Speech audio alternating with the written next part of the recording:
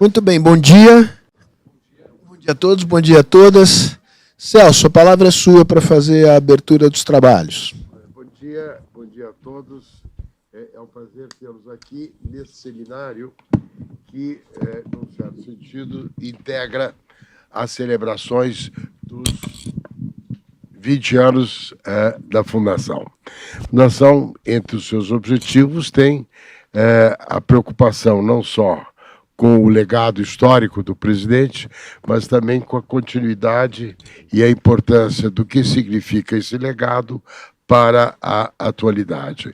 E, sem dúvida nenhuma, um dos temas recorrentes da vida do presidente, seja como homem público, seja como intelectual, é o tema da democracia. Eu lembro que um dos últimos livros, o mais recentes dele, chama-se Crise e Reinvenção da Política no Brasil. É um livro que foi publicado em 2018, e ele toca em vários dos temas que serão objeto da nossa discussão. Portanto, além do prazer e do proveito que teremos em ouvir a exposição de hoje do Levitsky, acompanhado dos comentários da Leila e do Sérgio, eu queria destacar como isto se insere na programação da Fundação, nos seus objetivos, na sua relevância e na sua atualidade. Celso, muito obrigado. Uma palavra aqui sobre as regras do jogo. O Steve vai falar por cerca de 30 minutos, depois eu e Leila vamos fazer comentários e, sobretudo, perguntas ao Steve. Eu não sei, e falha minha, reconheço, se a plateia poderá fazer perguntas, creio que sim, através de um QR Code que deverá em algum momento aparecer. Está às minhas costas. Tá certo? Como eu não tenho olhos na nuca, eu ainda não consigo verificar. Ainda, é uma questão de tempo. Por fim, uma breve palavra, mas merecida, de reconhecimento às empresas que apoiam a programação anual de seminários da Fundação Fernando Henrique Cardoso, cujas logomarcas estão expostas aqui. Eu vejo o Yakov assentindo, significa que eu estou fazendo direito o meu papel de host aqui nesta dimensão, né? O que me tranquiliza. Muito bem. Steve, it's a great pleasure to have you here. It's the second time you're here. You've been here before in 2018, September 2018, 1 month before the first round of the presidential election that led candidate Bolsonaro to be president of the Republic for 4 years. I had nothing to do with that. No, you're not.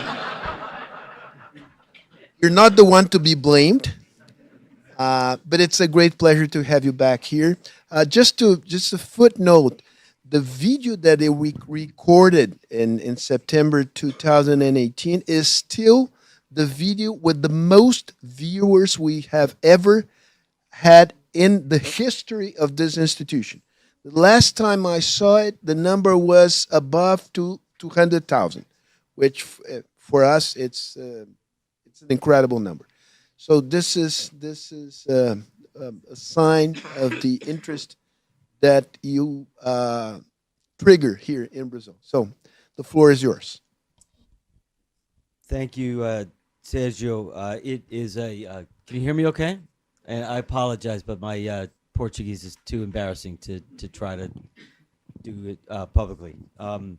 It is a great honor and a great pleasure to be back here. I've been a deep admirer of President Fernando Henrique Cardoso since I was a young undergraduate back in the 1980s, and I'm a big fan of the work that this foundation does. So it's really an honor to be invited.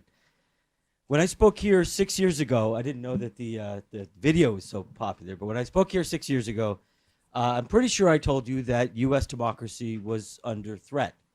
Americans had just pretty recently elected a president with authoritarian instincts, and the norms of mutual toleration and forbearance that had long sustained American democracy were pretty rapidly fraying.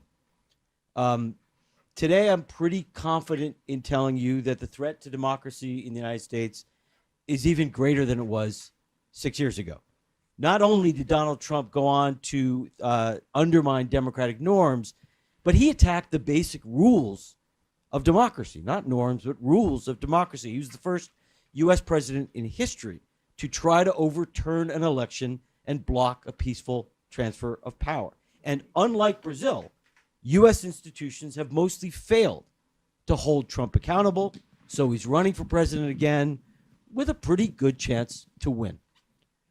Trump, this time, has been very clear about what he will do if he returns to power. He tells us that he will purge the state and pack it with loyalists. He tells us he will use the Justice Department to investigate and prosecute his rivals. He tells us that he will use the state to try to punish critics in the media. He tells us he will mobilize the army to repress protest. This is one of the most openly authoritarian campaigns I've ever seen. Not even Chavez, not Erdogan, not Orban ever said anything like this during their campaigns. Sorry, I need notes because I can't remember what I'm old. I can't remember what I had for breakfast, so I have to use these notes. All right. What's happening in the United States today was not supposed to happen. Political scientists don't know very much. But we've discovered two pretty rock-solid facts about democracies. One of them is that rich democracies never die.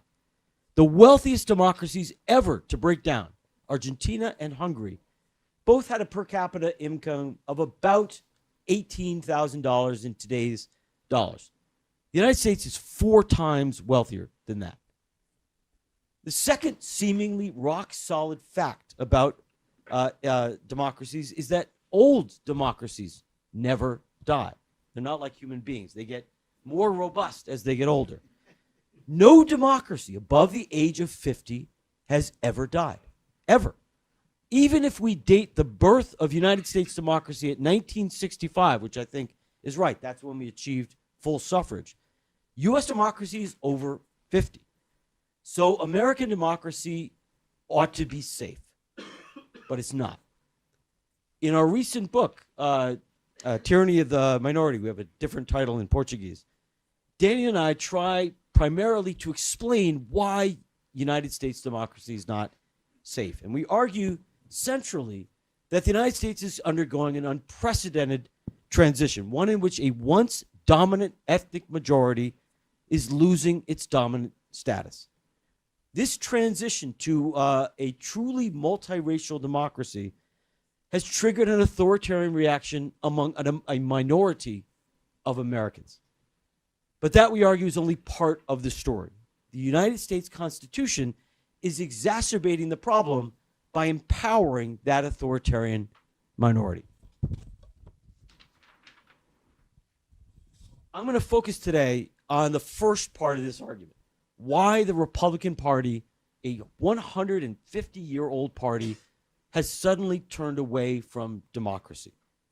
I will then turn to the question, which is not really in the book, about of how democracies like the United States and Brazil can protect themselves from authoritarian threats.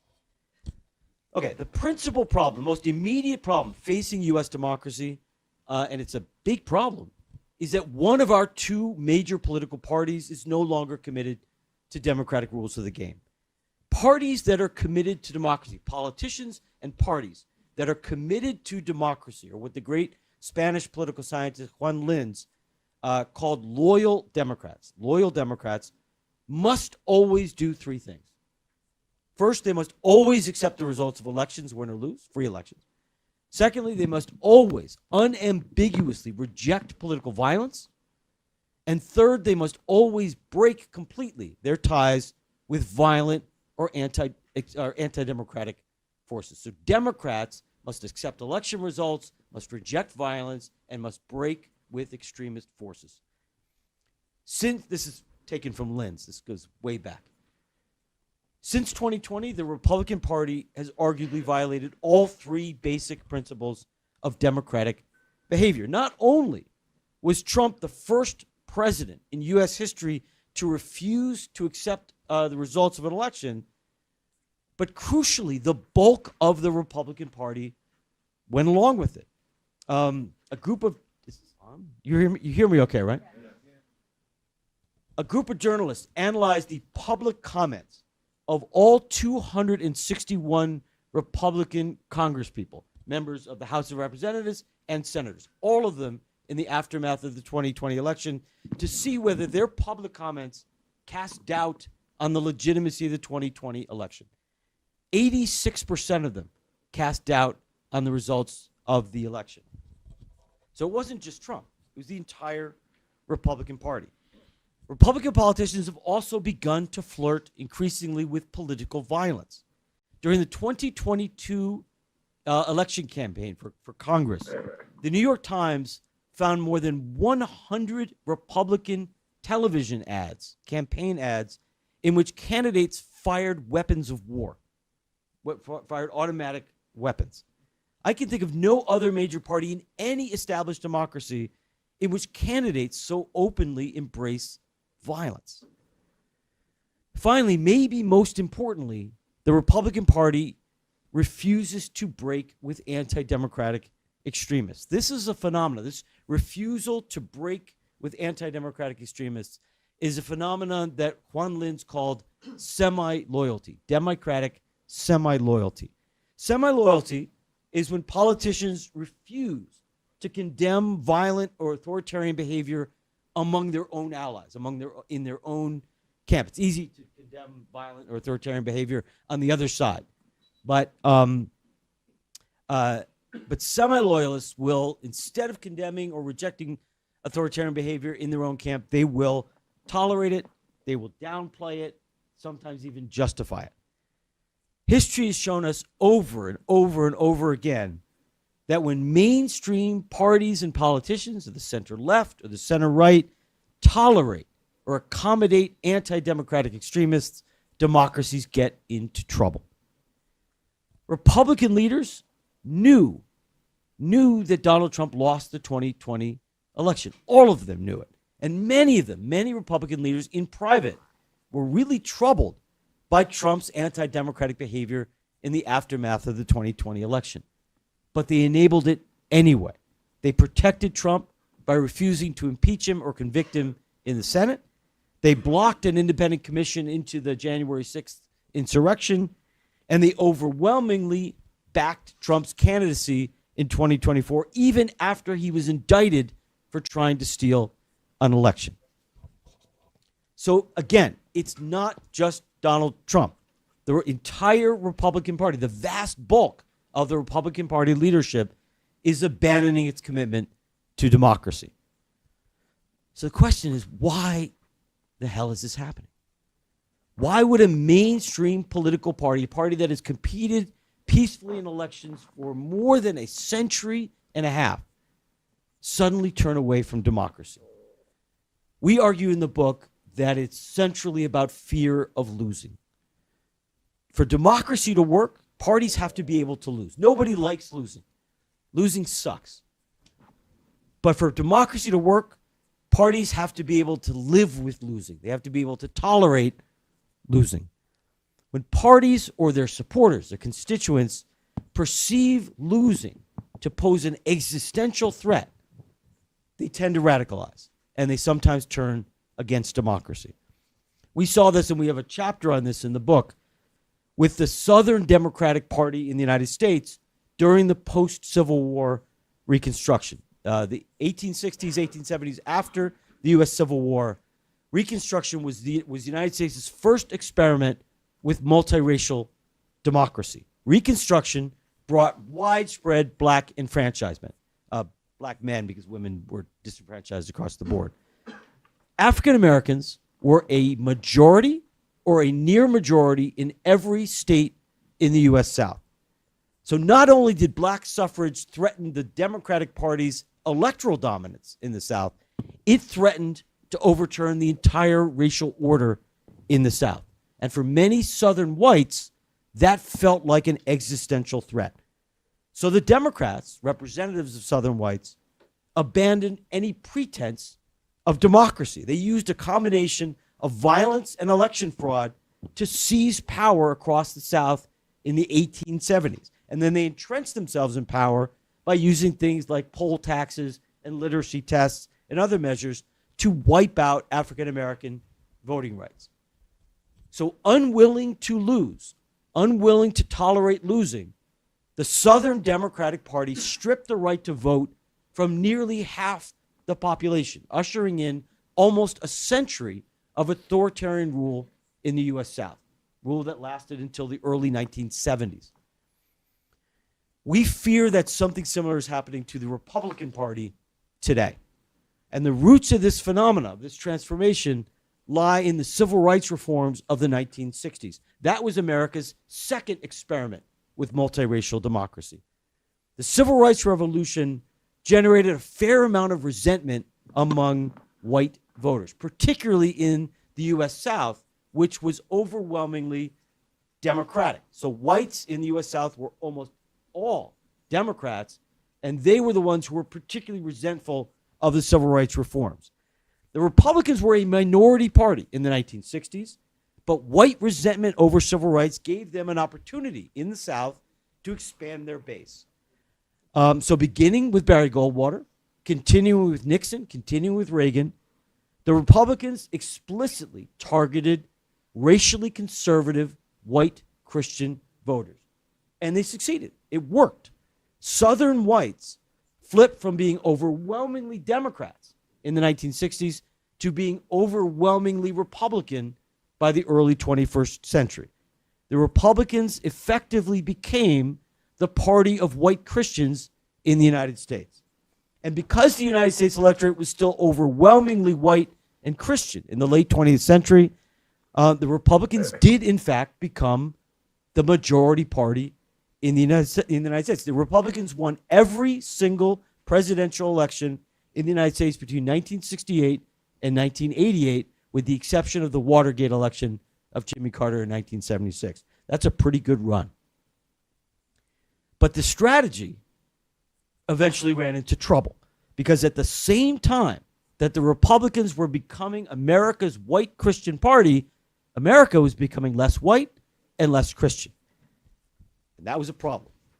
The percentage of Americans who self-identify as white and Christian fell from 80%, an overwhelming majority in 1976, to 43% in 2016.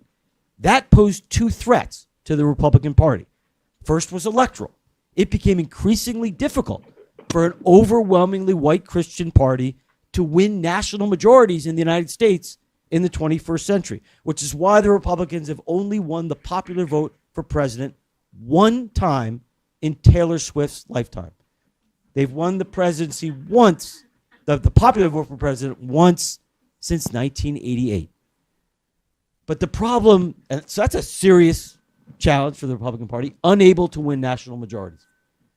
But the second challenge was even deeper. The second threat was even deeper. The problem way beyond just losing elections. For much of the Republican Party's base, the United States' transition to multiracial democracy felt like an existential threat, because white Christians are not just any group. For 2 centuries, for 200 years, white Christians occupied the top position in every one of the United States' hierarchies, economic, political, social, cultural hierarchies. They were the politicians, they were the judges, they were the CEOs, they were the university presidents, they were the TV newscasters, all the way until the 1980s, all the way until my bar mitzvah.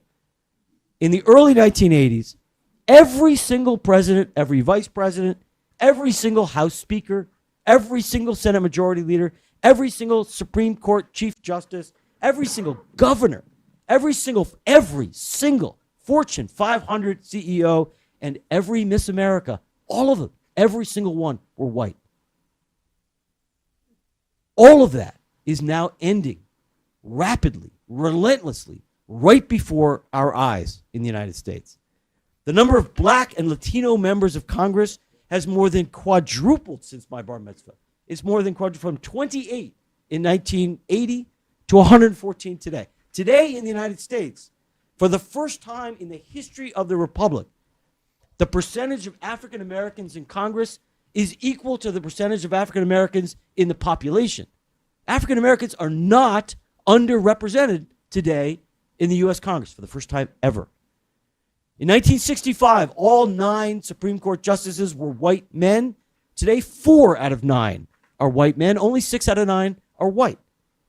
And the change extends way beyond politics.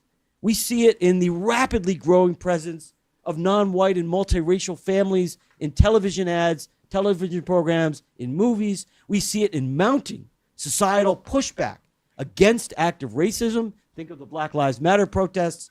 And we see it in challenges in newsrooms, in classrooms, to historical narratives in the United States, long established historical narratives that downplay or ignore America's racist past. We are witnessing in the United States an unprecedented assault on our country's racial hierarchies. But when your group has been at the top of that social hierarchy for, say, 2 centuries, challenges to that hierarchy can feel pretty threatening. Losing one's dominant social status can feel like, can generate a sense of loss, and it can feel like an existential threat. Many Trump voters feel like the country that they grew up in is being taken away from them.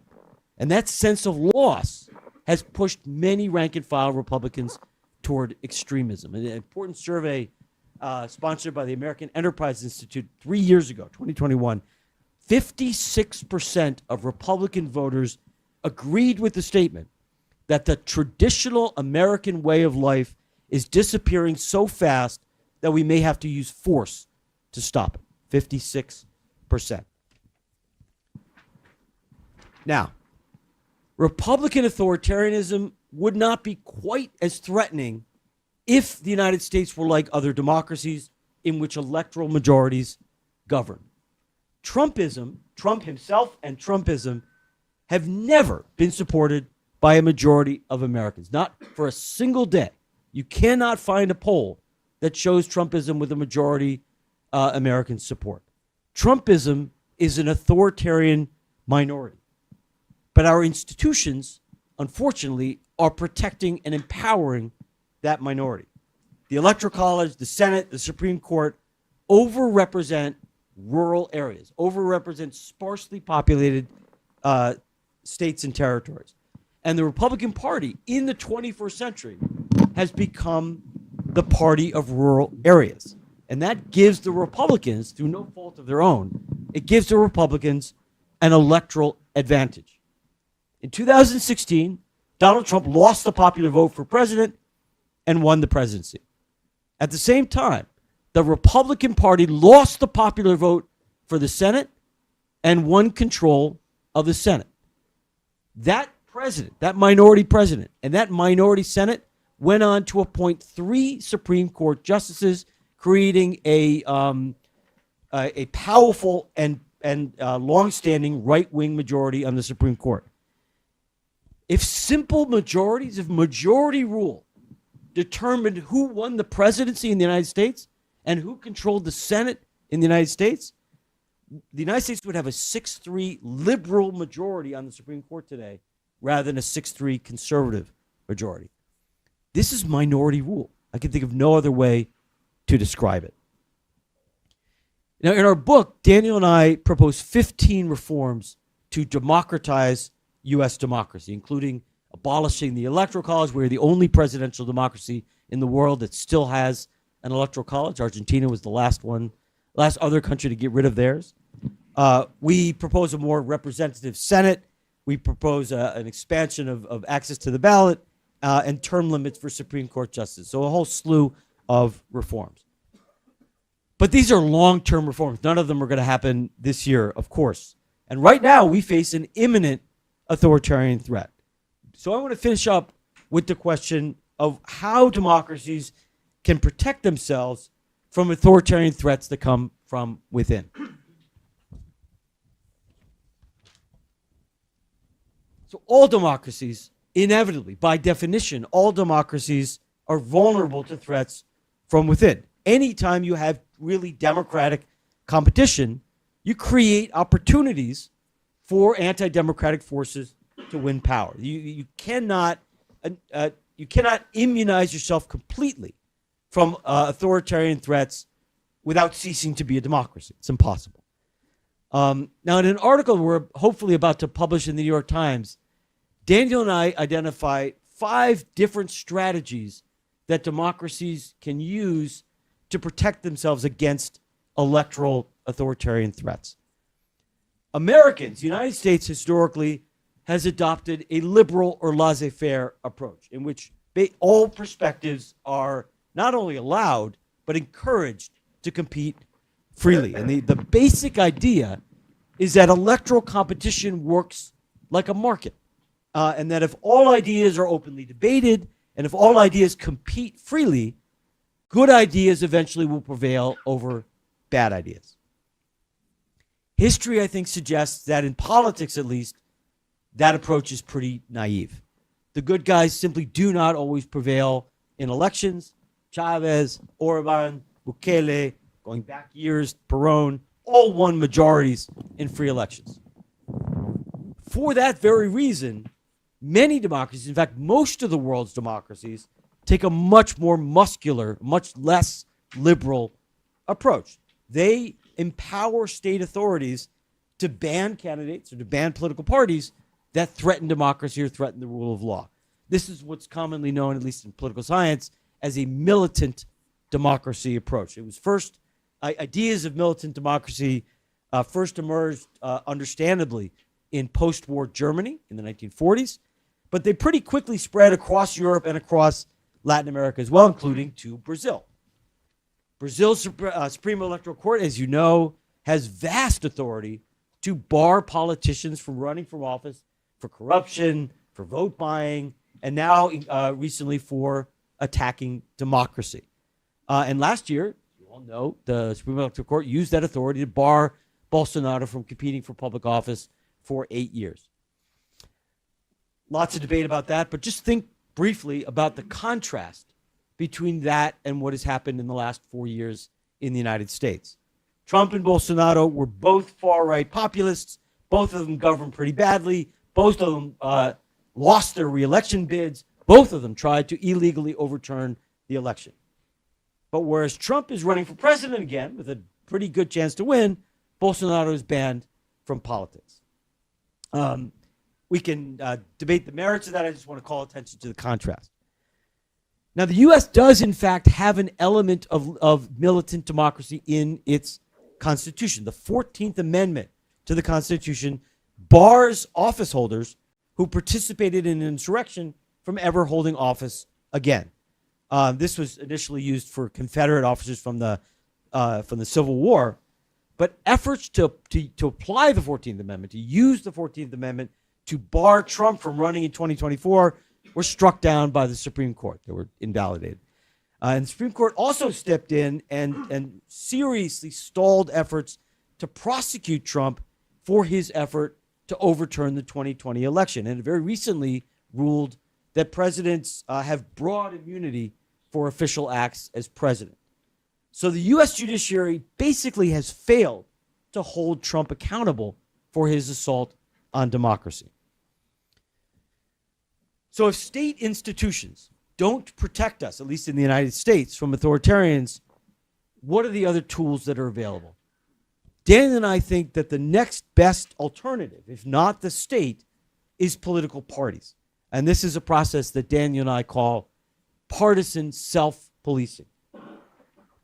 Mainstream political party leaders, party elites, have a responsibility to engage in democratic gatekeeping. They have a responsibility to weed out extremist threats from their ranks. They have to be willing to publicly denounce, to expel, and to reject extremists as candidates for higher office. Back when I was here 6 years ago, I was very critical of the Brazilian right for backing Bolsonaro in the second round in 2018. I think it hadn't done it yet, but it was about to, and it did.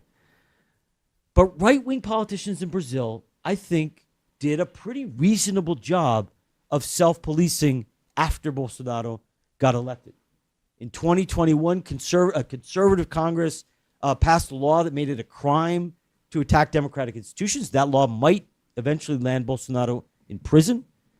In 2022, very notably, all major right-wing politicians in Brazil immediately recognized Lula's victory on election night. Very big contrast to the United States. Right-wing politicians in Brazil forcefully denounced the January 8th attacks, and most of them, or many of them, pushed for a congressional investigation into the January 8th uprising.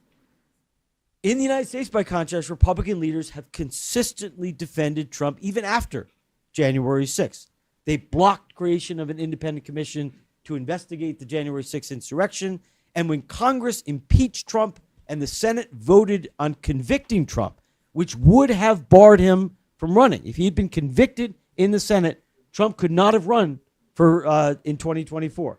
But Republican senators acquitted him, did not convict him. Even today, when Trump has been indicted for trying to overturn the 2020 election, Republican leaders continue to back it. So the Republican Party will not protect us from Donald Trump. That's pretty clear. That leaves a fourth strategy, the formation of a broad multi-party coalition, a broad front to isolate and to defeat anti-democratic extremists. When faced with an authoritarian threat, an electoral authoritarian threat, pro-democratic parties, this is something that Linz taught us 60 years ago, pro-democratic parties have to temporarily set aside their partisan differences, have to temporarily set aside their ideological differences, and join forces and close ranks behind democracy. We saw this strategy back in Europe in the 1930s, in Belgium and Finland, where center-left and center-right parties joined forces to defeat fascist movements. We saw it last year in Poland, when parties of the left, center, and center-right joined forces to defeat the Law and Justice Party. We've seen it several times over the years in France, where left, center, and center-right parties have often come together to form a so-called cordon sanitaire. My French is even worse than my Portuguese. Cordon sanitaire, to keep the far right out of power. Brazilian Democrats, small d Democrats, failed to build a broad coalition against Bolsonaro in 2018, which I thought was terrible. But the Brazilian Democratic Forces did that pretty effectively in the second round in 2022. Did a reasonably good job of coming together. In the United States, a handful of Republicans have embraced this strategy of multi-party containment. Congresswoman Liz Cheney's cooperation with Democrats on the January 6th committee is a great example. Liz Cheney, daughter of Dick Cheney, is a right-wing politician, a very, very conservative politician. But she made it clear, has made it clear every day, that Trump's threat to democracy outweighs any partisan loyalties or any policy preferences. But containment, multi-party coalitions are really hard in a two-party system like that in the United States. And in fact, very few anti-Trump Republicans who fear Trump, who recognize the threat that Trump poses, very few of them have been able or willing to openly endorse the Democrats in the 2024 election. So we were unlikely to see an American version of a cordon sanitaire. So if neither the state nor political parties will protect us, then it's up to civil society. This is the fourth strategy. The fourth strategy is a strategy that Daniel and I call societal mobilization. That means that business leaders, union leaders, religious leaders, public intellectuals, other celebrities must step up and take a high-profile public stance in defense of democracy, must stand up and draw a red line for society, for citizens, for anybody who will listen and say this is a line that cannot be crossed. Daniel and I again call this a strategy of societal mobilization. We saw this earlier this year in Germany when the far-right AfD party, it was revealed that it was linked to these crazy plans for a mass deportation of immigrants. The societal response to the revelation of those plans for sort of Nazi-like deportations was extraordinary. Top business leaders, top labor leaders, Catholic bishops all came out and publicly denounced the AFD as unacceptably undemocratic. One leading Catholic bishop declared, and I quote, "Anyone wishing to deport other people denies their human dignity. The AFD has abandoned democratic principles and cannot be voted for by Catholics." There were also massive citizen demonstrations. For 7 weeks, more than 2 million Germans marched in cities and towns across the country in repudiation of the AFD. We saw an even larger societal mobilization in Israel last year in response to Netanyahu government's attempted judicial coup. There were 10 months of protest that mobilized hundreds of thousands of Israelis. Israel's top business association, the Israel Business Forum, joined the protests. Unions organized a general strike. Universities shut down. Thousands of artists, intellectuals, celebrities, and retired generals spoke out publicly, forcefully, in defense of democracy. We saw some elements of societal mobilization here in Brazil in 2021 and 2022. In August 2021, 107 civil society organizations published a public letter in defense of democracy, which stated a joint commitment to free elections and the rule of law. The letter was signed by Fiesp, it was signed by Catholic officials, by human rights groups, by all the leading law school and university faculties. U.S. civil society has not responded in the same way. Most of the country's top business leaders have remained silent. After January 6th, many business leaders, many companies made a public commitment not to give money to those who didn't accept the results of elections, what we call election deniers. But most of them subsequently abandoned that commitment and started giving money again. Same thing with religious figures. U.S. bishops have not spoken out in the same way as their German counterparts, even though Trump has also embraced the idea of mass deportation of immigrants. Society seemed to be more likely to respond, civil society seemed to be more likely to respond seriously to authoritarian threats when they've experienced losing democracy. Germans and Brazilians have memories of past authoritarianism. Americans simply do not. So to sum up very quickly, there are 4 ways to actively defend a democracy against threats from within. The most muscular strategy, which we can debate, is to empower the state to ban anti-democratic forces. That's what Brazilians did with Bolsonaro. If you do not use the state, you've got to rely on political elites, either through self-policing or through the forging of broad coalitions, as we saw recently in France and Poland. If political elites fail to act, then society must step up. Societal actors must step up and mobilize, like we saw recently in Germany and in Israel. What worries me, and here I will mercifully close, is that Americans are pursuing none of these strategies. Instead, we continue to leave things to the electoral marketplace. And history suggests that that may be insufficient. I'll stop there. Thank you.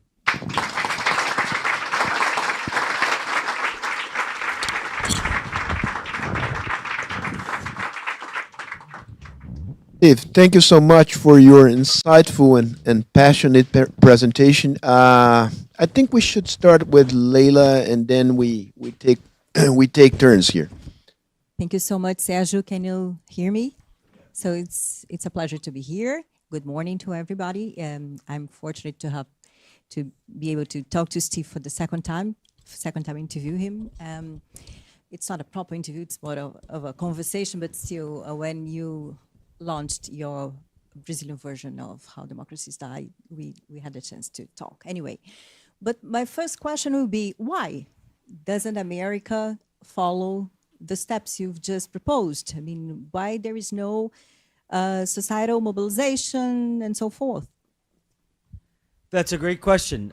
We don't have a great answer to it. I think that I would begin with the point I made briefly earlier, which is a point that several Brazilians have made to me, as I've been really interested in the contrast in Brazilians' response since 2021, 2022, and the U.S. response to Trump, because after several years of living parallel political lives, there's been this divergence in how we've responded to our right-wing populists, and there are many reasons for the difference. But one point that Brazilians keep making to me is that there's memory of authoritarianism here that simply does not exist in the United States. There is still, look, I have a public position that I'm very worried that although I don't expect the U.S. is going to fall into fascism or even a Russia-style dictatorship, there is a real danger that U.S. democracy could go off the rails, that we could slide into a serious crisis. The Economist magazine asked that question a couple of months ago. Yeah. Is America dictator-proof? Is it? No, it's not. My point is it's not. I don't think, this is a longer point and I'm getting off topic, but I don't think we're going to consolidate a dictatorship. We're not headed toward Putinism, but we're headed potentially to a serious crisis in which some sort of soft authoritarianism emerges, at least for a while. That's a real danger. My point is not all Americans believe that. Many, many very smart, very informed elites in the business community, in politics, in the U.S. establishment don't really think there's a danger. They don't believe it. And, maybe they're right and I'm wrong. But there is a concern in the establishment in Germany, I think in France, in Brazil, that you do not see in the United States. There's not a consensus among the U.S. elite that democracy is in danger. Can I jump into the conversation? Steve, you've just said that the Americans have left to the marketplace, to the voting system, to the electoral process, to face democratic threats in the country. So let's look at the market, the political marketplace that we have today. And we can see the basic scenarios, and I would like to delve into each one of them. One is Trump wins, right? What happens? How democratic forces can deal with that threat? In other words, how can democratic forces defend democracy under a second Trump term in the White House? This is one scenario. The other scenario is Trump is defeated. Is there life for Trumpism after Trump?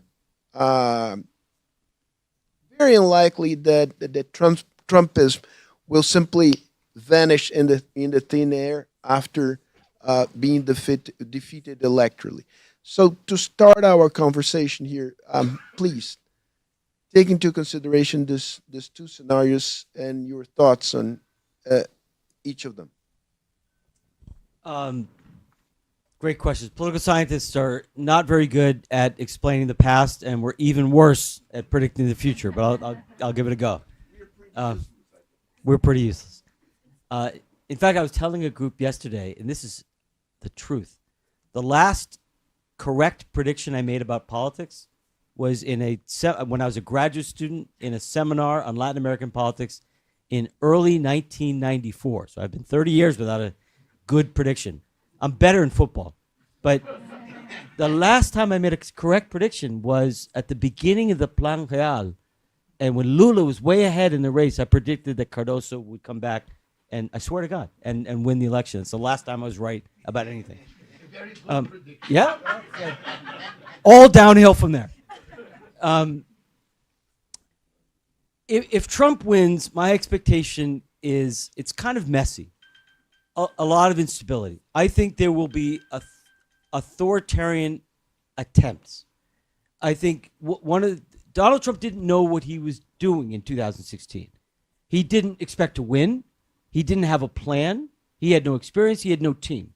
He relied on technocrats and mainstream Republican politicians to fill his government, and those officials constrained him. Trump didn't know what he's doing. Trump, remember Anastasio Somoza in Nicaragua or Trujillo? Trump has a mind like that.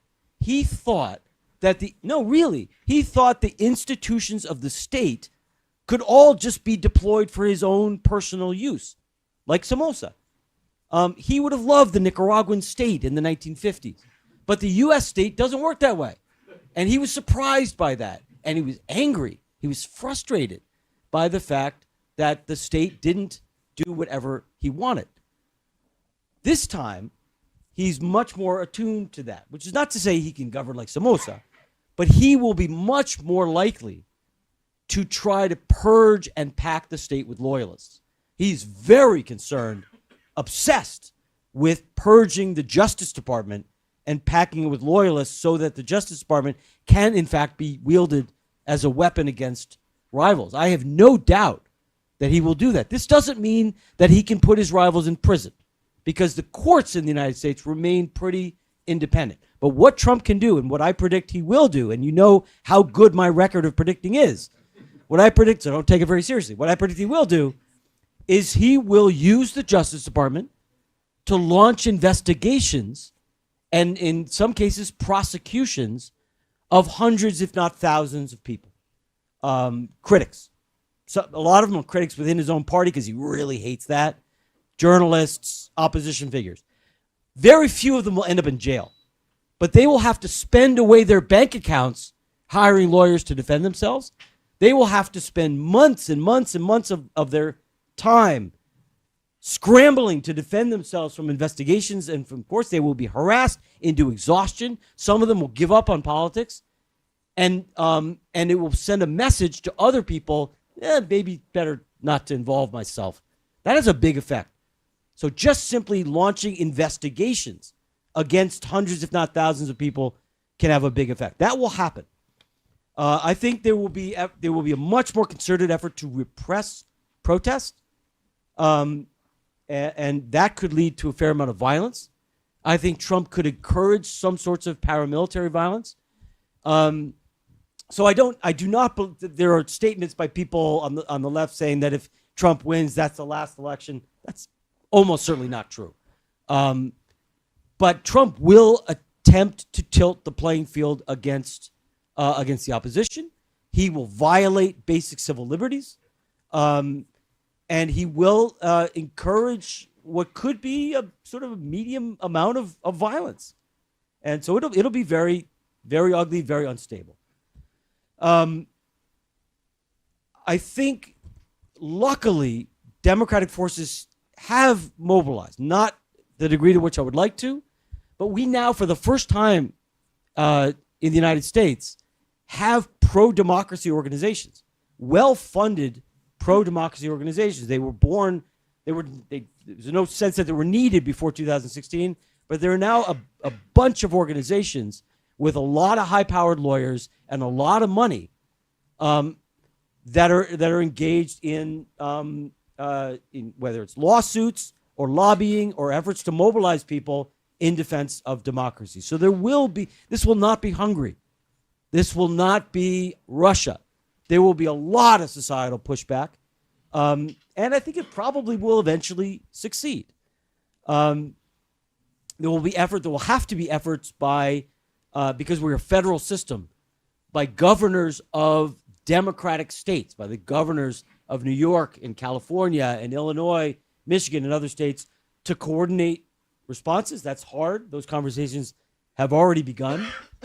So I think it'll be very, very conflictual. And I don't think Trump will succeed in consolidating autocratic rule, but I think he'll do a lot of damage. What will happen if he loses? That's the key question. The only way the Republican Party is going to de-radicalize is if it changes course, if it changes strategy and tries to build a broader coalition. And the only way that the party will rethink its strategy is if it loses, and ideally loses badly. Losing is the best incentive in a democracy for partisan rethinking. This time, if it's a really close election and Republicans convince themselves the election was stolen, then it'll be a little harder. If Trump actually loses in a pretty convincing fashion, which is now at least possible, you may see forces within the Republican Party pushing for a rethink. But, and this is the last thing I'll say, I do not think the Republican Party will go back to being a sort of center-right, pro-business party. I think the Republican Party of Ronald Reagan and Mitt Romney is done. I think it'll be much more of a kind of ethno-nationalist, illiberal, religious party, which is not to say it has to be very extremist, which is not to say it has to be authoritarian, but it's not going to be a center-right, suburban, pro-business party. It'll be something else. And it's so interesting to watch the U.S. presidential race through the glasses of your book, because we see the Democratic ticket impersonating this multiracial democracy, and the Republican ticket doubling down on a white Christian male America. But anyway, we are getting many questions from the audience, so let's begin. Guilherme Casarões asks, let us imagine Donald Trump wins the election and kicks off his Project 2025 plan. Do you think there is a way for the defeated and oppressed majority to protect itself and democracy at large by resorting to transnational networks and international alliances? This is what Brazilian democratic forces did to curb Bolsonaro's authoritarian plans, which included a coup attempt on the eve of the 2022 elections.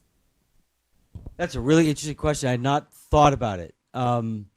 My guess, I think that, as I said earlier, I think democratic forces have a number of tools available to them. Fortunately, the U.S. small d democratic forces have many resources that are not available to oppositions elsewhere, in Venezuela or in Russia or Hungary. There's a lot of money, a lot of private sector money behind the Democratic Party. The Democratic Party is quite united and very strong in dynamic economic parts of the country. So the Democratic forces will have a number of tools available to them to push back. I suspect, unfortunately, that transnational or international alliances will not be part of the toolkit, and primarily because we have the misfortune of being an aging superpower, because we continue to think of ourselves as the most powerful, most important country in the world. The idea of help from abroad, just like the idea, I mean, in the book, we push for a number of democratic reforms that exist in all other democracies. But still, most Americans don't want to hear that. They think we're the best democracy. Why should we learn from Finland?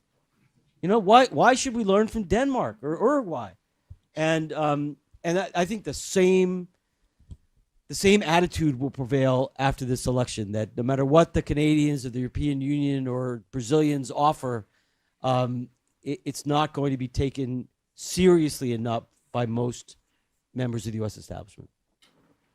Back on the Casarões question, but to take it from a different perspective, and what would be the impact worldwide and in the Western world, more specifically, if Trump wins? How would that affect the political dynamic in the Western world? It's a great question, and it's really hard to say.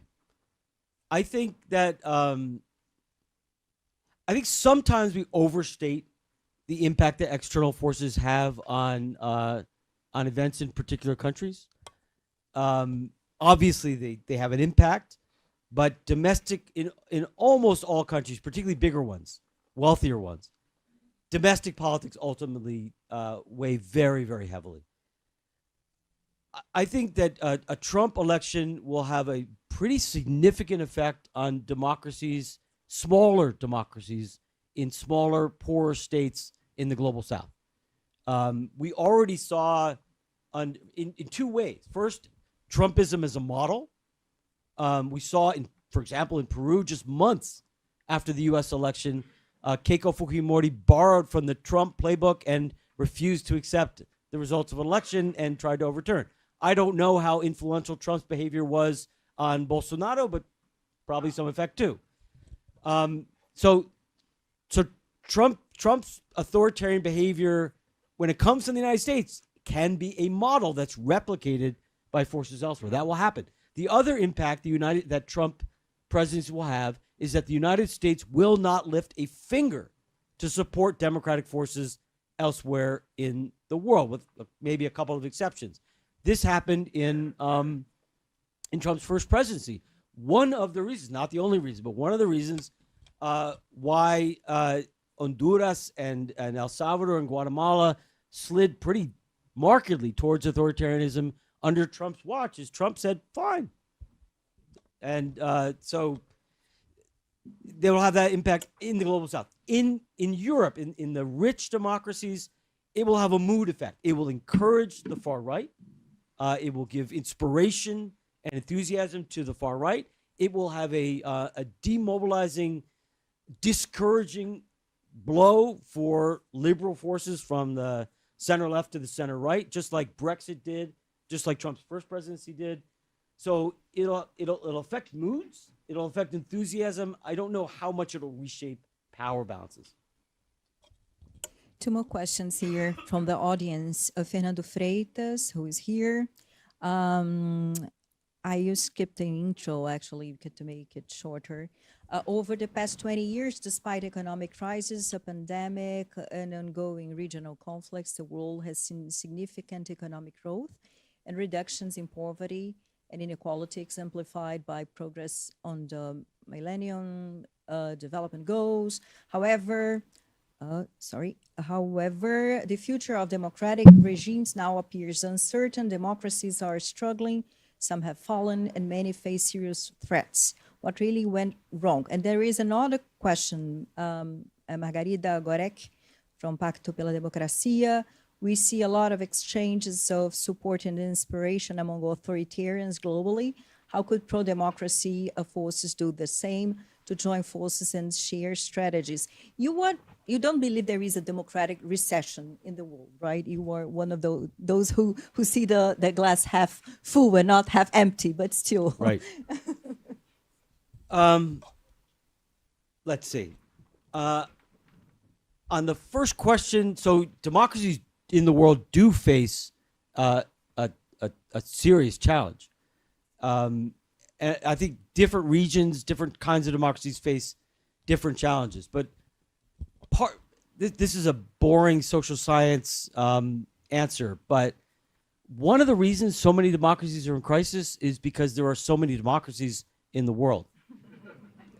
Let me just take a minute to develop this point. The third wave, the 1990s, after the fall of the Berlin Wall, there were about 15 years in which the United States and Europe had exercised hegemony in the world. They were the world's dominant military, economic, and ideological force. Russia was in shambles. China was just beginning its rise. And so the liberal West was where power was at between 1989 and maybe in the Iraq War, early 21st century. And democracy became the only game in town. During that period, the number of democracies in the world more than doubled. And importantly, very importantly, we forget this. Democracy emerged in a bunch of countries, 15 or 20 countries, that all social science theory suggests democracy has a very low likelihood of survival. Very poor countries with tiny middle classes and private sectors, very weak civil societies, and very weak states, and high levels of inequality, have a really hard time sustaining democracy. But democracy arrived in Benin and Mali and Madagascar and Albania and Nicaragua and Haiti and Bolivia and countries where there is no social science theory ever invented that predicts democracy would survive there.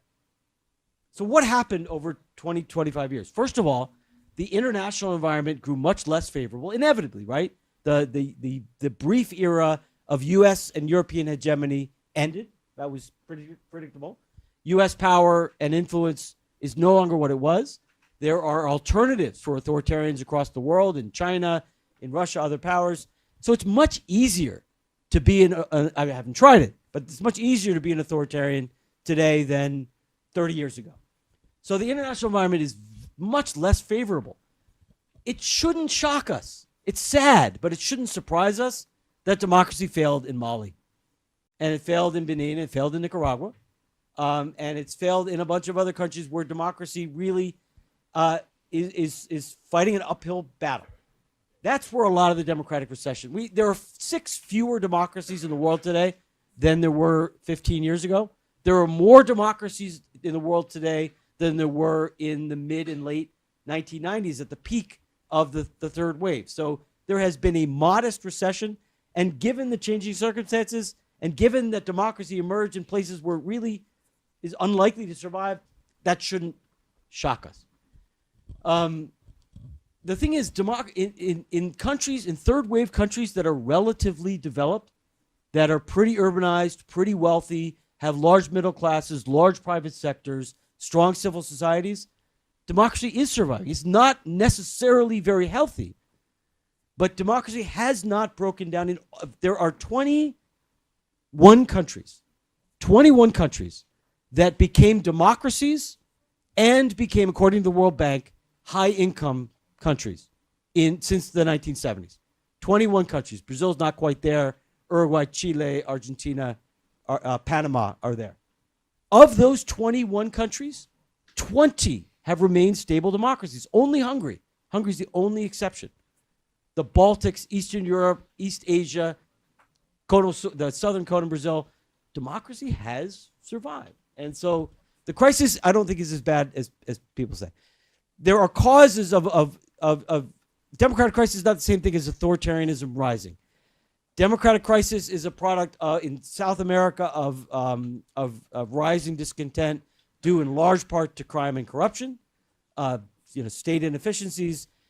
In the West, it's mostly a product of growing diversity and immigration, a reaction to growing diversity and immigration.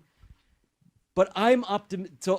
And I think the election of anti-system outsiders or sort of threatening outsiders has been dramatically facilitated by the rise of social media, which we as societies have yet to fully learn how to effectively live with and regulate. So my point is there are a series of things, migration, crime, social media, that have created crises in existing democracies. I don't yet see evidence that these are fatal crises. And I'm actually somewhat optimistic that democracies will muddle through them the way that Brazil has muddled through the last 10 very difficult years. And what about what Margarida asks, support and inspiration among authoritarian globally? How could pro-democracy forces do the same, join forces and share strategies? It's a great question. To some extent, they do. I mean, the democratic forces were greatly paid a lot of attention to what happened in Poland, paid a lot of attention to what happened in France, paid a lot of attention to what happened in the United States in 2020 and Brazil in 2022. They do get cheered by that.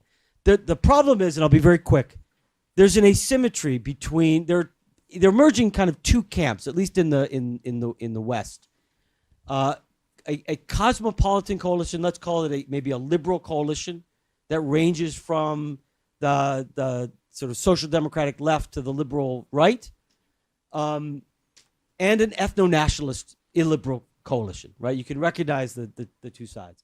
The ethno-nationalist illiberal coalition, the Trumps, the Bolsonaros, the Orbans, the Putins, they're very homogeneous and very ideologically coherent. They really have they're all pretty similar. They're not a heterogeneous bunch. They're a bunch of white Christian men who believe that society's gone to hell since 1950.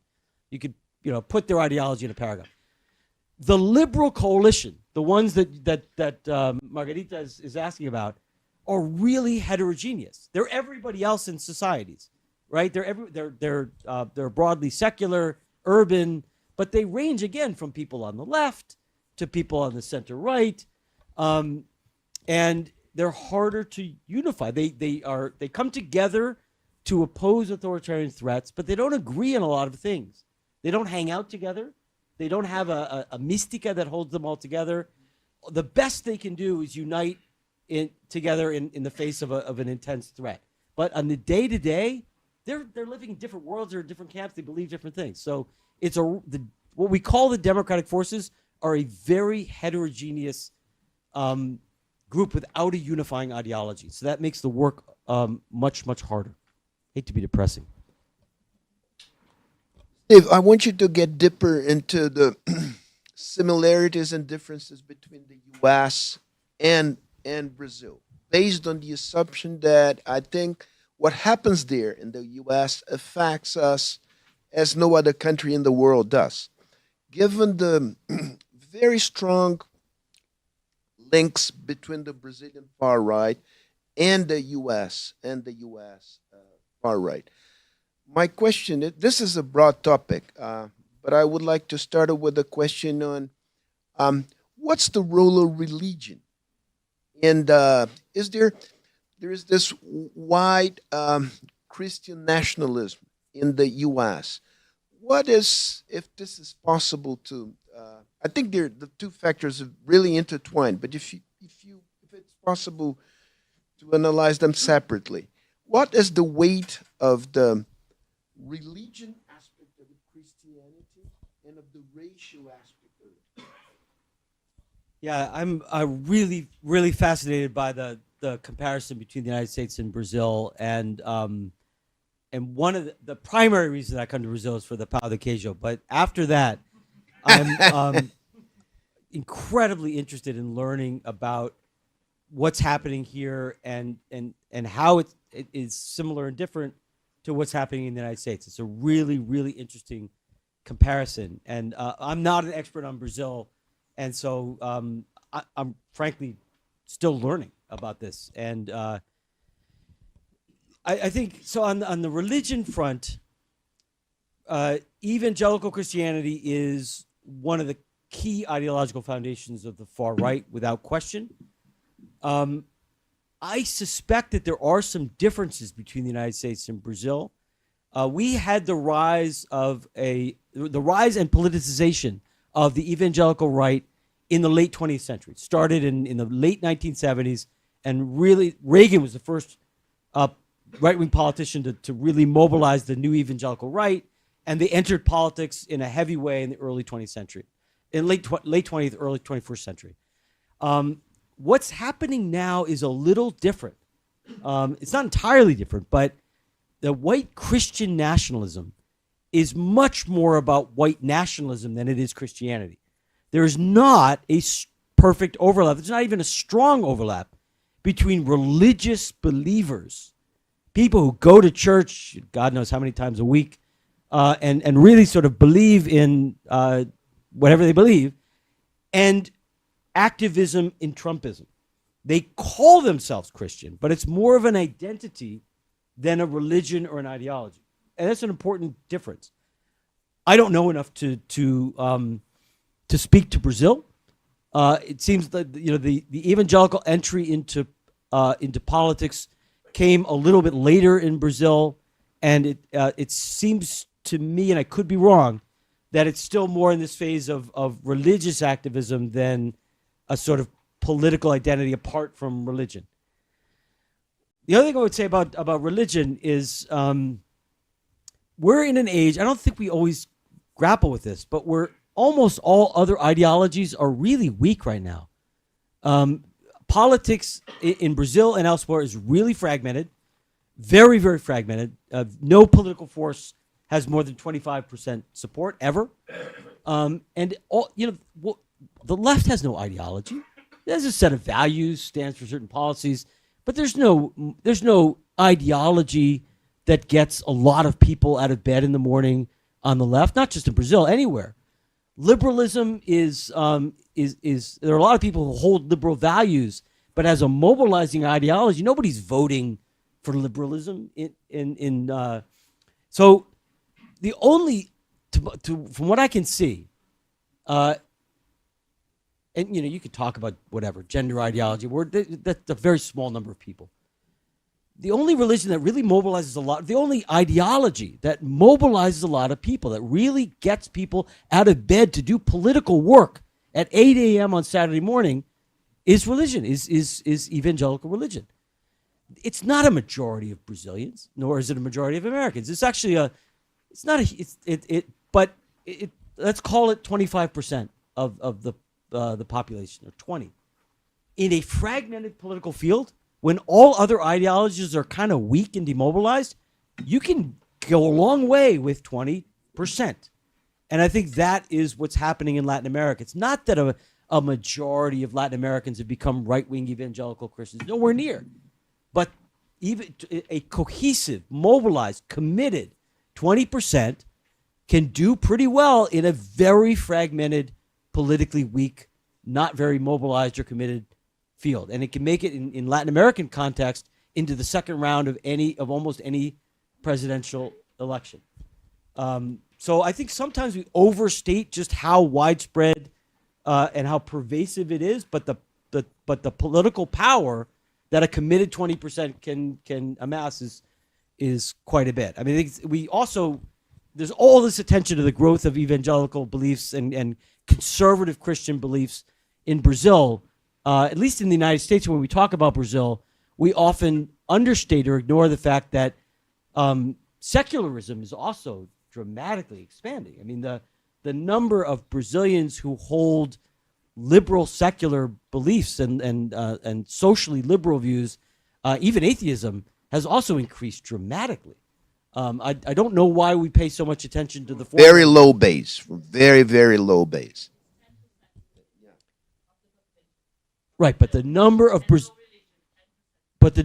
Brazilians, for example, who embrace gay marriage and other socially liberal agenda items is very high, much higher than 10%.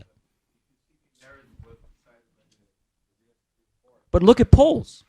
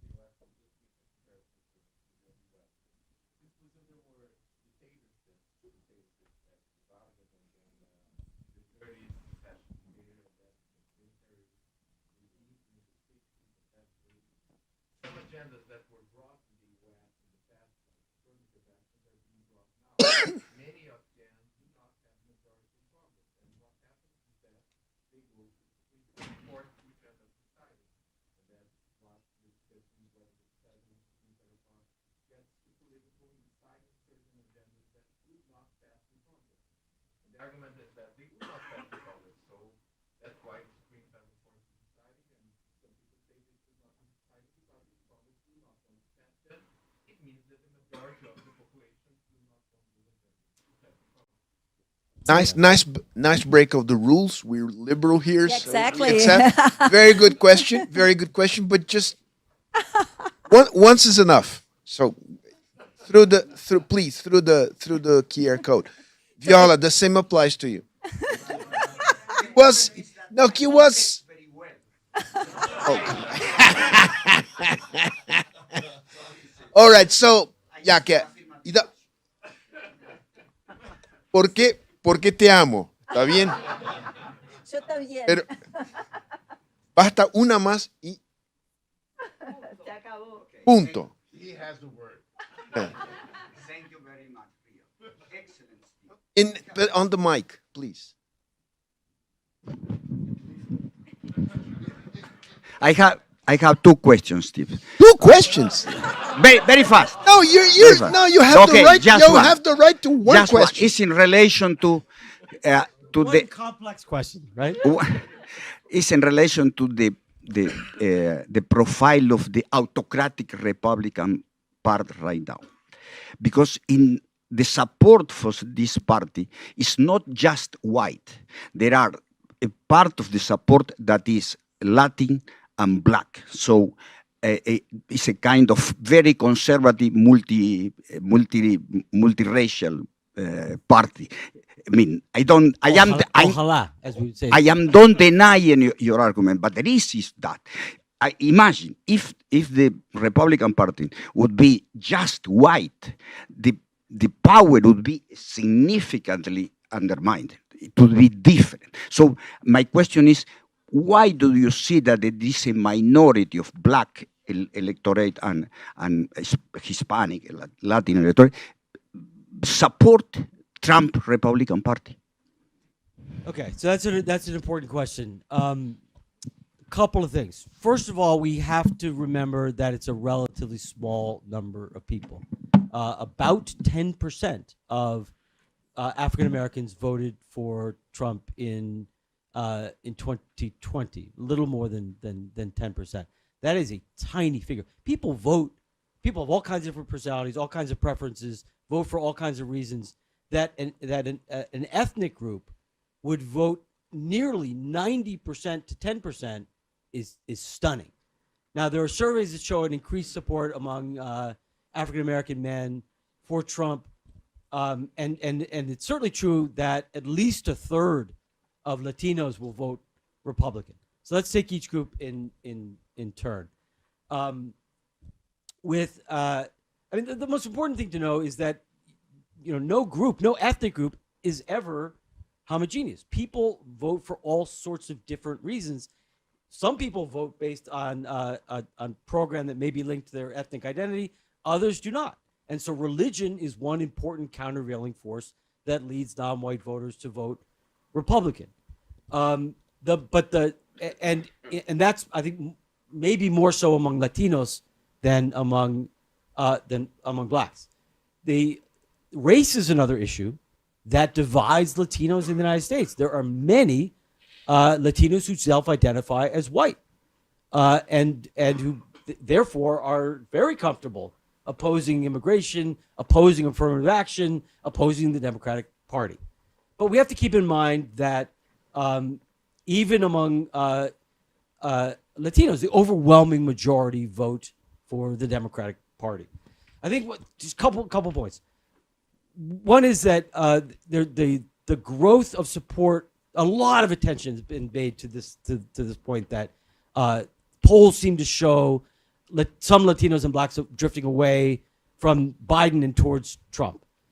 I think the main reason for that is there's a very high level of discontent in electorates everywhere in the world, everywhere except for Mexico, with oficialismo. Like voters, whether it's Canada, the UK, Germany, France, Argentina, United States, the vast majority of voters are unhappy with the status quo, unhappy with the incumbent government, and want to vote for the opposition. In Latin America, the opposition has won outside of Mexico, almost every single Democratic election since 2018. People vote opposition. Now, there are about 20% of Americans of all races and ethnicities who do not give a shit about politics. They don't pay attention to politics. They don't have a party. They don't have a clear ideology. They don't read the news and political news. They're pretty alienated from the political world. They care about other things. They don't vote very much. The United States, the vote is voluntary. But when they vote, they're pretty frustrated with the status quo and they vote for the opposition. Among whites, among Latinos, and among African Americans, those guys, if they vote, are going to vote for Trump because he's against the status quo. I think that's the primary explanation. One final point. It would be great. It would be great for American democracy. It would not be good for my party. I'm a Democrat. It would not be good for my party. It would be great for American democracy if the Republican Party does, in fact, become a multi-ethnic party. That is the only way that the Republican Party will de-radicalize.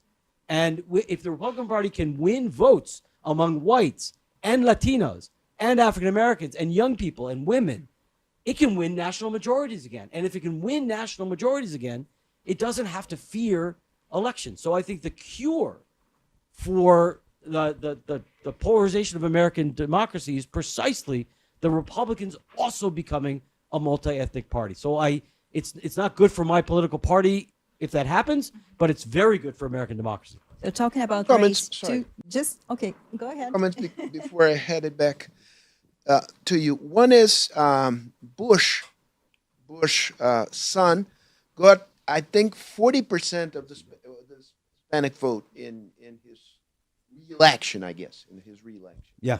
Yeah, his re-election. I think he raised a very important point to understand the political dynamic here in Brazil. The fact that moral issues play a critical role in this political dynamic. The Supreme Court in Brazil, based on the fact that our Constitution is large and detailed, is often provoked by political parties. The right to petition here is a right that can be exerted for various political and social actors. So the Supreme Court has been deciding on moral issues about same-sex marriage, abortion rights, that kind of thing. That these decisions are pictured by the right as decisions against the majority of the average opinion of the Brazilian population, as an encroachment on their rights, taken by left-wing cosmopolitan elite that have strategic positions in the state apparatus. And I think we should take this argument seriously, because there is a grain of truth in this argument. Just to clarify, because I think this is an important point. Yeah, this is the rhetoric. Yeah. Yeah, that's how it starts to sound a little anti-Semitic. Pardon me? Intros. That starts to sound a little anti-Semitic. Globalist elite doesn't start. I mean, this is Get one more- more element of the right-wing rhetoric here in Brazil. Yeah, no, I mean, this is it's an issue of debate with the political sides flipped in the United States. In the United States, the left is concerned about an increasingly interventionist Supreme Court that is stripping away social rights. Here, it's obviously a very legitimate debate. This Supreme Court has been extraordinarily active, involving itself in issues that in most democracies, most of the time, are resolved by legislatures, as you pointed out. It's not unique that on the issue of gay marriage, however, that the Supreme Court would make the decisive move. I mean, one could argue, not everyone will agree with me, but one could argue that gay marriage is a basic civil constitutional right. It's not a matter for the legislature. It's something that should be beyond temporary majorities. In the United States, the first major progress, legal progress towards civil rights, was established by the U.S. Supreme Court in the 1950s at a time when majority public opinion didn't favor those steps. You couldn't get civil rights laws through Congress. It had to be the Supreme Court, and thank God they did it. Before I get into the questions concerning race, which are very interesting, just a quick question about the reforms that Joe Biden wants to implement in the Supreme Court. Are they significant or minor changes? How do you see them? Are they politically feasible? I mean, Right. Really, really interesting. So we haven't reformed our Supreme Court in a very long time. Biden basically makes two proposals. One is a pretty basic code of ethics for the Supreme Court. Right now, our Supreme Court justices, as we know, can accept massive vacation packages from billionaires who are linked to cases that are before the Supreme Court. well, sounds familiar. I don't know about Brazil. Not a great thing, and we have nothing to hold these guys accountable. So the idea of some sort of code of ethics for the Supreme Court seems pretty reasonable, and may even get bipartisan support at some point. The other is a little more controversial, but it probably shouldn't be, which is term limits for the Supreme Court. The United States is the only established democracy today that has truly lifetime tenure on the Supreme Court. Every other established democracy has either a retirement age or some kind of a term limit. So Biden's proposal for 18-year terms would bring the United States in line with every other established democracy on earth. I don't think it doesn't really have much of a partisan effect. He wouldn't be packing the court. He wouldn't be changing the composition of the court. So it is at least possible that it could gain bipartisan support. It would not necessarily advantage any party over another. There's a debate about whether it requires a constitutional amendment or not. If it requires a constitutional amendment, that becomes almost impossible in the United States. We have a very, very difficult constitutional reform. There are those who argue that with legislation, it can be done sort of within the confines of the Constitution. I'm not a constitutional scholar, but I think it's an important democratizing step. I mean, Supreme Court's justices should be independent of public opinion and current administrations, but there's no reason in hell why they have to be there for 40 or 50 years as a counter-majoritarian, opposing majorities generations into the future. So I think it's a reasonable reform. I don't think it would have a huge impact on how the court works, but institutional reform is really hard in the United States, so I'm not holding my breath. Because they require 2/3 of the votes in the Senate and the lower chamber, and then 3/4 of the State legislatures. Legislative assembly. Almost impossible today, yeah. So Cássio França asks, I would like the professor to contextualize the presence and the role of Black leaders in the current American political scene, both the political leaders and the Democratic Party, and of civil society.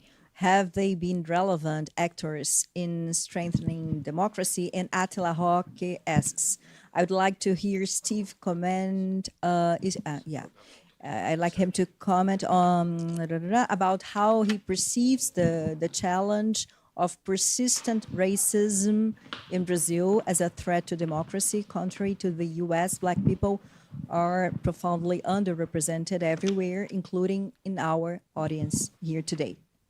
Yeah, I was noticing that. Oh God, what was the first question? First question about the role of Black representative. In the political leaders and the American political scene. That was the only question, just Black leaders? Yeah. Okay, Exactly. really interesting question. I mean, in my view, which is maybe not shared by everybody, I think at least for Americans in our lifetime, the only real democracy movement that we've experienced in the modern era is the civil rights movement. The greatest living champions of democracy in the United States were the leaders of the U.S. civil rights movement. Those were our democratizers. They're the ones who brought full democracy to the United States in the 1960s and 70s.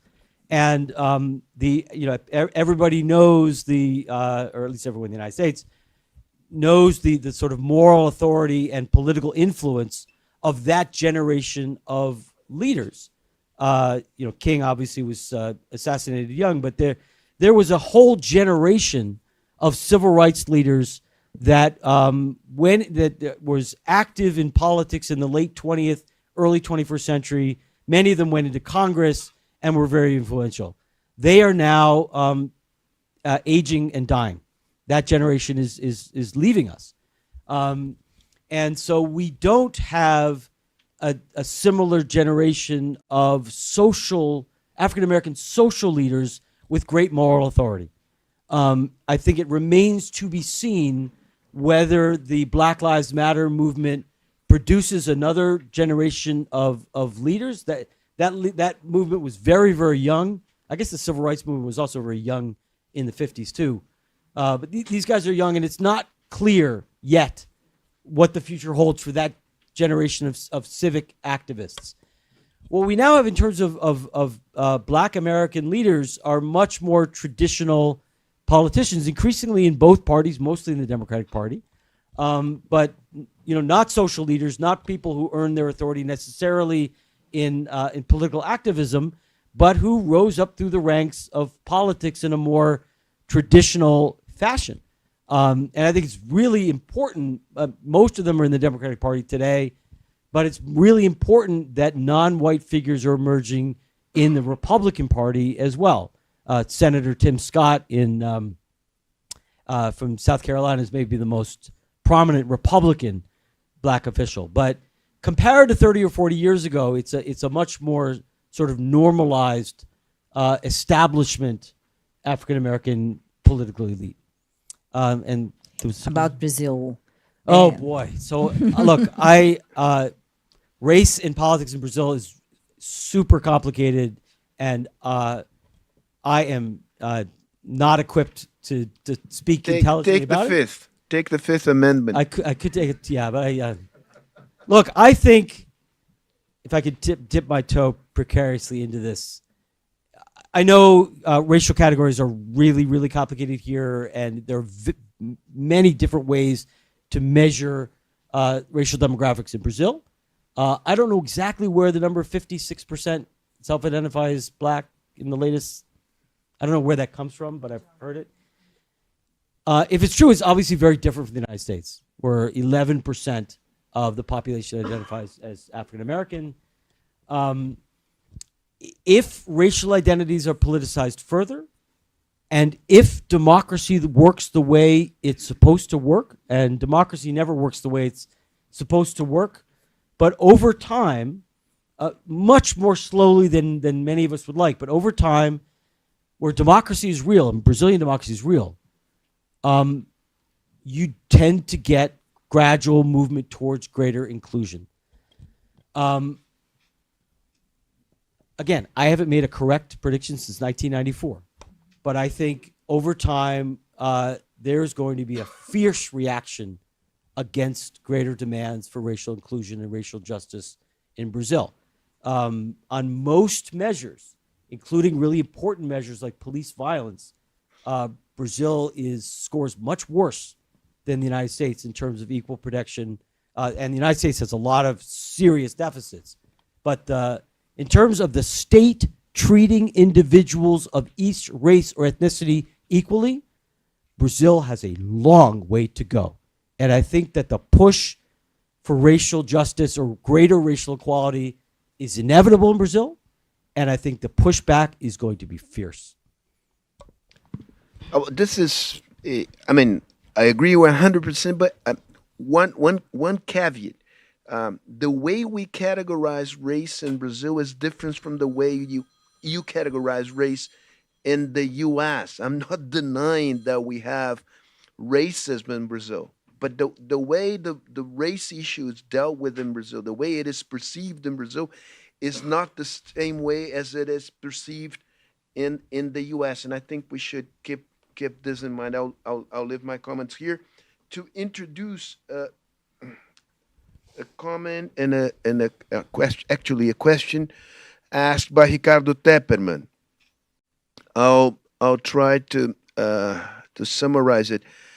Some critics in Brazil and in the U.S. would consider ethnic and gender characterization as identitarism. Sort of a negative, yeah. Mm-hmm. Like I mean, Mark Lila and even Yasha Monk, to mention two important authors. How do you see the status of race and gender as political categories? How do I see what's the? Yeah, I mean, not an easy question. This guy's publishing my book, so I can't give an honest answer. Ricardo, are you there? Okay.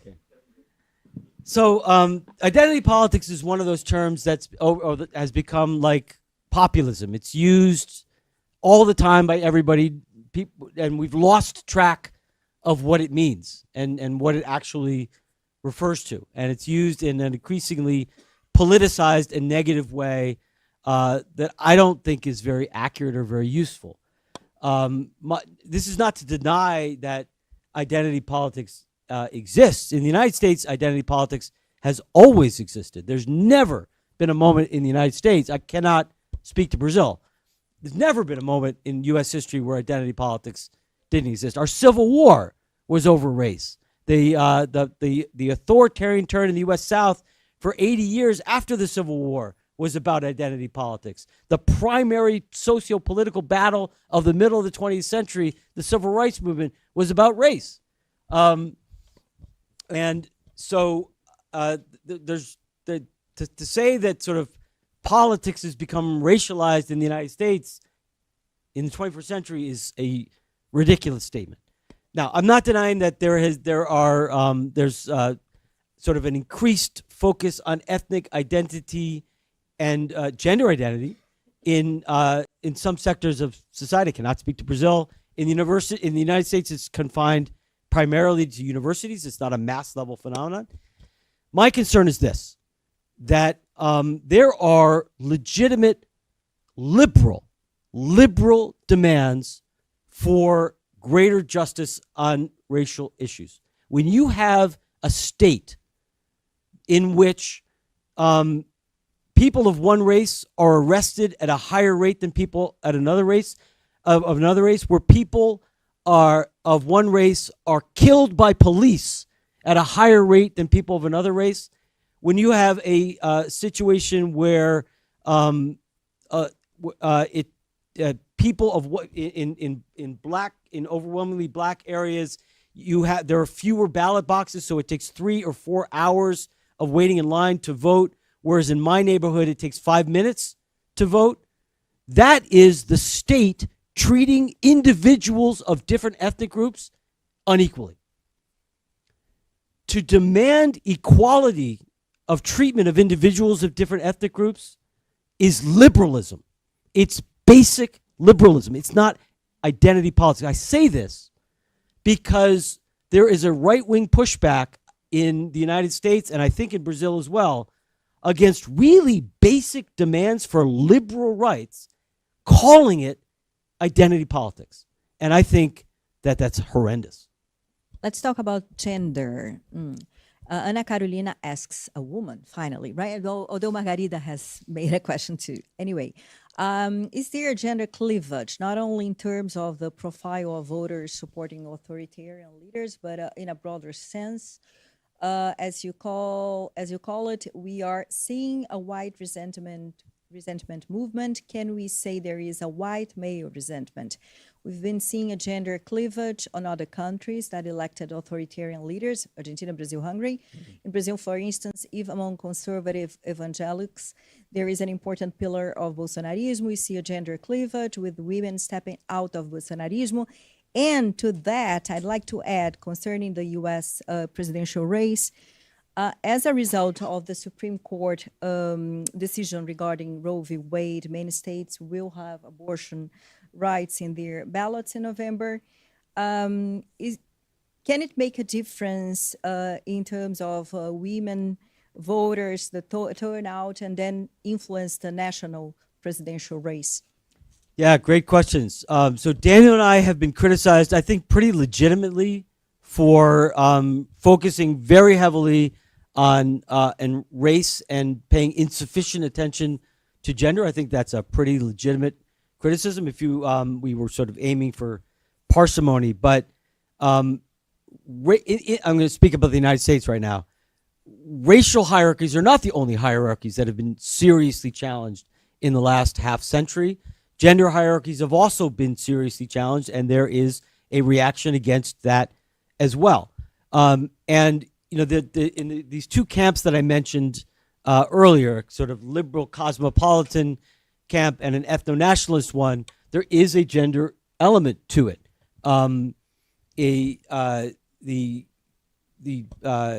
Everywhere you have representatives of these sort of urban liberal secular coalitions, they tend to be more supported by women, and men are overrepresented in the ethno-nationalist camp. The divide is not as stark as urban versus rural. It's not as stark as liberal versus secular, but there is a gender divide. Meaning there are a lot of women in the ethno-nationalist camp. There are a lot of women who voted for Trump, a lot of women who voted for Bolsonaro. So it's not it's not as stark a cleavage as race, urbanism, education, secularism, but it is pronounced. It is increasingly pronounced in the United States, and I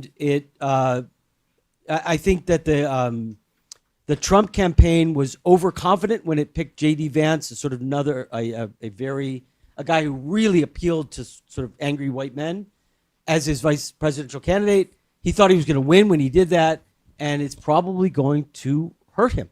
The gender divide has never been greater in the United States.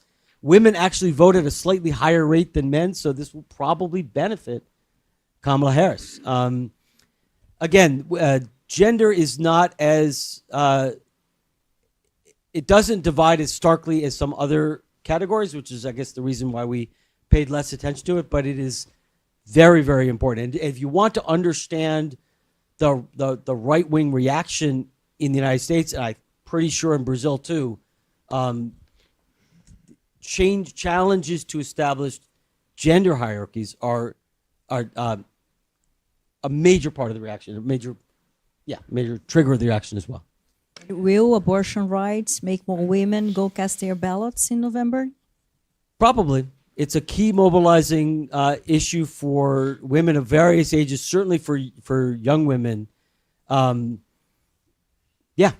think it's an important. Again, the Cosmopolitan Coalition is it's really a difficult task politically to manage because it's a really, really diverse group.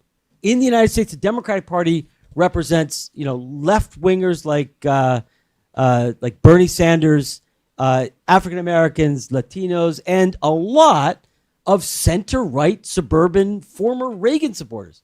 That's how big and diverse the camp is.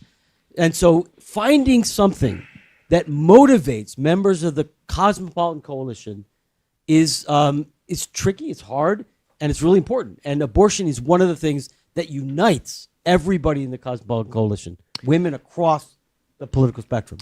I'm afraid we are approaching the end of this event, the end of this fascinating conversation. I would ask Celso to close the event, but before that, please feel free to make your final considerations. But I have one final question. You talked about two broad coalitions in the U.S. I think that mirrors pretty much the situation here and in many Western countries. What would be the agenda to enlarge, to strengthen the common ground between these two, the main topics of an agenda that could enlarge and strengthen the common ground between these two grand coalitions? That is a great question, a really important question. Not a question where I have many intelligent responses. Unfortunately, I probably should. It's the kind of question where if I actually knew the answer, I'd have a really well-paid job somewhere else. But it's really important, and there are, and it's an important question to resolve. I think in many countries, and this varies country by country, some variant of nationalism and patriotism has to be a unifying factor. I mean, one of the tragedies about the United States is we get united when we're at war, right? The United States has had many periods of deep division. We had a really intense reaction against immigration in the early 20th century. It was World War II and then the Cold War that brought Americans together and that created a single national identity. Hopefully we find, there have to be alternative sources of nationalism and patriotism beyond war, because going to war with China that would help resolve our polarization in the United States. I wouldn't advocate it. I don't think you guys, too bad about the Mundial, but I wouldn't recommend going to war with Argentina. But, any viable political force in any modern democracy has to be able to appeal to some kind of national identity. And I don't have this is something that Frank Fukuyama has written about. The idea that we share a common destiny, right? And right. And so that's where I would start. The problem is it's usually war and military threat. For me, it should be about, World Cups and sports, but seems like it's not quite enough. But it's, I think you point to an incredibly important question. I wish I had a smarter answer. Celso, please. One of the themes of Fernando Henrique's book was how do you find a common ground and a shared common ground that is capable to sustain democracy. So it's interesting to point out the relevance of his thought to the discussions today. I think we had a very good discussion. It was very useful. What happens in the US has a worldwide influence, as we all know. And of course, the US now, more than Europe, represents the West.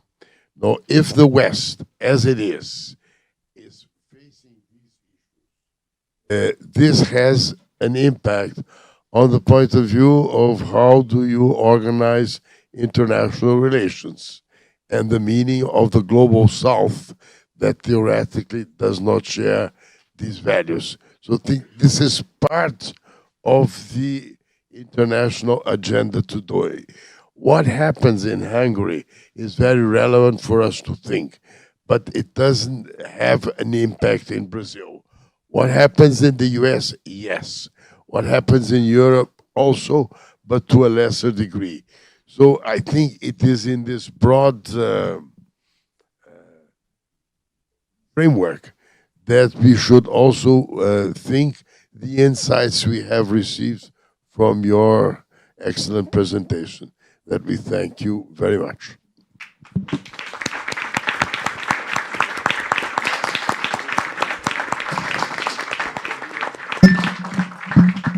Thank you so much for coming, for your excellent questions. Really very provocative. And in another language.